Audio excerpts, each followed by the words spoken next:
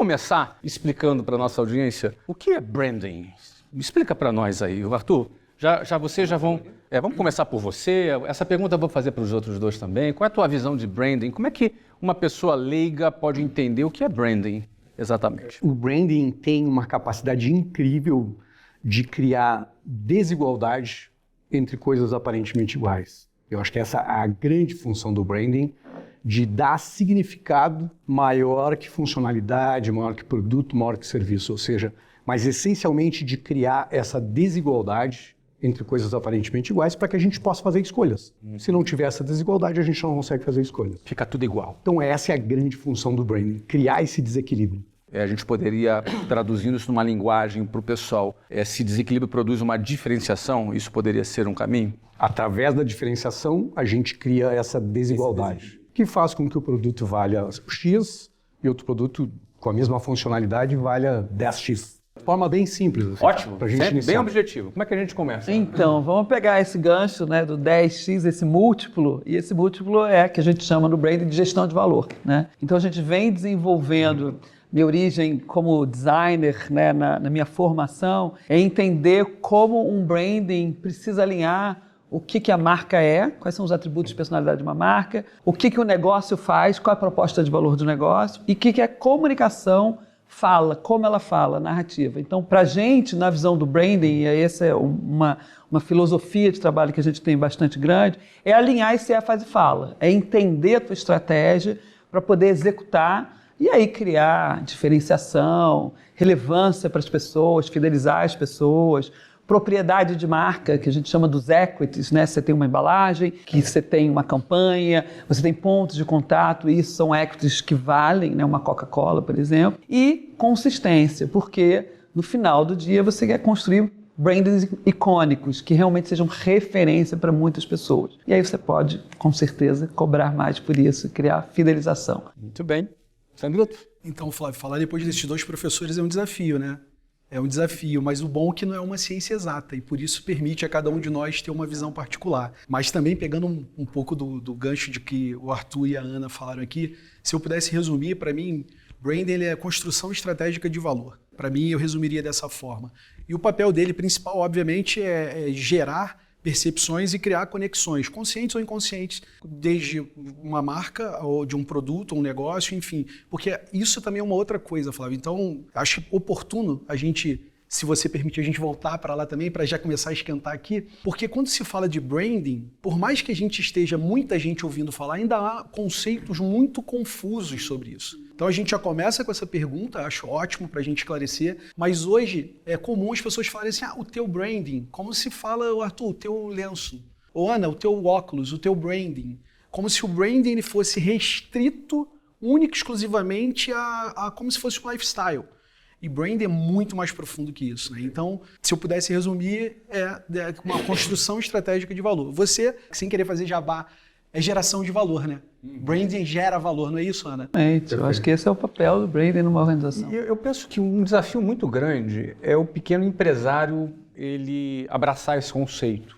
Porque os grandes desafios do empreendedorismo, o primeiro deles é a sobrevivência. Acho que o primeiro desafio do empresário é sobreviver. E quando ele quer sobreviver, e quando a gente está no modo sobrevivência, a gente só pensa no que é urgente. E, eventualmente, branding talvez não esteja na lista das urgências para a sobrevivência, mas ele certamente está na lista urgente da expansão, do crescimento e de um triunfo num outro patamar. Mas, obviamente, tendo passado por essas fases como empreendedor, eu penso que quanto antes um empreendedor abraçar o branding, melhor. Quanto antes ele abraçar esse conceito, melhor. E o ideal até que fosse antes, na concepção do projeto. Na criação do produto, não é? No posicionamento que ele quer atingir. E aí, um desafio que a gente tem aqui nesse nosso programa hoje, como nós temos uma audiência predominante de empreendedores, e a gente sabe que, segundo o Sebrae, 80% das empresas fecham antes dos 10 anos, como a gente consegue aqui, acho que esse é o nosso desafio, mostrar para essa audiência que branding pode ser algo que não necessariamente só quem tem uma verba milionária pode realizar. Esse é um dos nossos grandes desafios aqui hoje, que eu conheço muita audiência dos pequenos empreendedores, daqueles que estão começando, e às vezes a performance, a venda, a receita que ele precisa para pagar o aluguel no final do mês, está atormentando às vezes um pouco a cabeça dessa turma. E o branding, ele chega também para ajudar, porque deixa eu trazer aqui um primeiro aspecto. Quando esse branding é conquistado, quando essa percepção do mercado sobre a marca dele, do valor dele, ela consegue atingir o mercado, você consegue ter mais margem, porque você começa a precificar o seu produto de outra forma. Isso é resultado imediato para o empreendedor. Como é que a gente consegue, Arthur, falar para um pequeno empreendedor a vantagem e o benefício de já começar a pensar em branding no early stage? Eu assisti teu episódio, onde estavam falando de growth hacking, e muito essa lógica, que é natural, por uma questão de sobrevivência, né? Então, explicar isso muitas vezes para um pequeno empresário, e muitas vezes culpa nossa, digo nossa, do pessoal do branding, que sempre defendeu uma coisa que o branding é um intangível, né? Que é uma coisa distante. E hoje a gente sabe que o branding diminui CAC, né? Diminui custo de aquisição, ele provoca lealdade, então ele imediatamente ele provoca alguma coisa. Mas eu diria assim, pensando no pequeno negócio, no pequeno empresário, é que quando a gente tem um posicionamento claro de branding, a gente consegue reduzir uma série de divergências dentro do negócio. O que eu quero dizer com isso é que quando a gente tem um posicionamento claro, se eu tiver 1, 2, 3 colaboradores, falando de uma pequena empresa, todos conseguem enxergar na mesma direção e orquestrar esses sinais na mesma direção. Isso reduz energia e reduz custo e reduz tentativa e erro, porque todo mundo enxerga para o mesmo olhar. Então, uma orquestração na concepção do produto, na concepção do serviço, na apresentação das embalagens, ponto de venda, experiências no ponto de venda, que quando eu não tenho isso, eu vou intuitivamente fazendo coisas. E o que acontece é que cresce um pouquinho na sobrevivência, fica um pouquinho maior, começa a se dar por conta que isso é uma esquizofrenia e que tem que reconstruir tudo de novo. Então, tendo esse olhar antes, tu consegue reduzir energia. Sabe aquela reunião, Flávio, que tu entra e perde 3 ou 4 horas numa reunião, porque hora um gosta para cá, o outro acha que é para lá e tal. Então, isso é uma empresa que não tem posicionamento. Quando tem um posicionamento, a gente economiza esse tempo e todo mundo consegue enxergar na mesma direção. Embalagem, produto, nome de serviço, nome de produto, ou seja, tudo corrobora na mesma direção. Isso economiza custos. Como é que a gente ajuda? Como é que seriam os principais passos para encontrar esse posicionamento, Ana? Eu acho que primeiro assim, não adianta você sair executando, você não sabe para onde ir, né? Então assim, vai sair correndo, aí sai todo mundo correndo, mas para onde você quer chegar?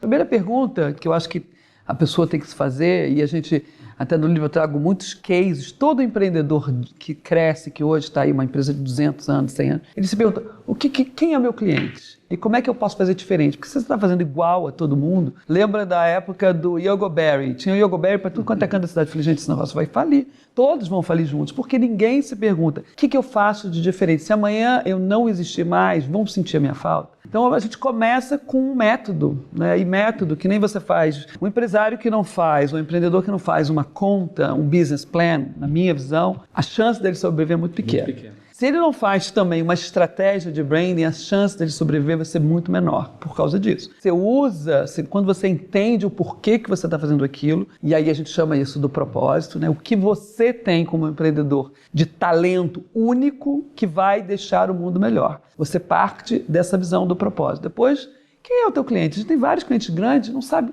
Não, meu cliente é todo mundo. Não, peraí. Meu cliente é todo mundo. Exatamente. Você abraça todo mundo, você não aperta ninguém. Então você tem que saber quem é o teu cliente. Entendendo o teu cliente, o que ele valoriza da sua proposta de valor? O que de fato ele está assim? Willingness to pay, né? Estou disposto a pagar por aquele serviço. Estou disposto a comprar outros serviços dessa marca. E aí você vai construindo essa estratégia de branding com a estratégia de negócio e vai executando de forma que você sabe onde é que você quer chegar. Porque até para saber se está dando certo ou está dando errado, você tem que botar umas métricas, você tem que fazer essa gestão. É o market share, é a venda. Então você tem que, né, trazer toda a disciplina de método para fazer uma gestão de valor. E todo mundo começa pequeno, né? Só que a gente tem que valorizar a história de cada empreendedor. Então, todo empreendedor que consegue botar um negócio na rua com grau de diferenciação alto, tem algo nesse drive que é algo que pode ser explicitado, por exemplo, como um propósito. E aí, esse propósito cria um impacto maior de construção de valor do seu negócio a curto, médio e longo prazo. Não existe longo prazo sem curto prazo. Agora, quem vive para respirar está no hospital, né? Então, pense bem, se você está vivendo para pagar o almoço, para pagar a janta, a estratégia talvez não seja, talvez você nem tenha estratégia. Talvez não tenha nenhuma estratégia.